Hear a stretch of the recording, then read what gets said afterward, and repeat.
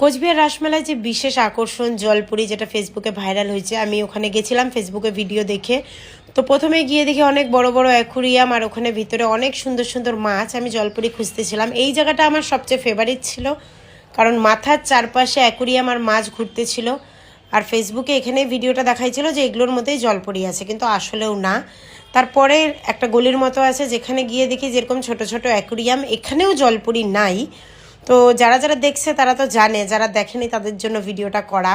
তারপরে একটা সাইডে গেলাম যেখানে একটা বড় অ্যাকুরিয়াম, আর এখানে দুটো দিদি ছিল যারা নিচে জলপরির মাছের মতো ড্রেস পরছিল, আর এদিকে তো মানুষই যেহেতু এখানে পোজ দিচ্ছিল, আর উপরে গিয়ে গিয়ে অক্সিজেন নিয়ে নিয়ে আবার এসে এসে খেলা দেখাচ্ছিল। কিন্তু জলে এতক্ষণ থাকা সত্যি একটু ক্রিটিক্যাল, আমার তো মনে হয় একটু না অনেক বেশি। 3টা জলপরি ছিল, কিন্তু এক্সচেঞ্জ করে করে হয়তো বা ওরা করে। বেশ পোজ দিচ্ছিল এই যে। আর এই জলপরি দেখার জন্যই এত লোকের ভিড় ছিল রবিবার দিন। এই দেখো কত সুন্দর খেলা দেখাচ্ছে। তো এই ছিল রাসমেলার জলপরি।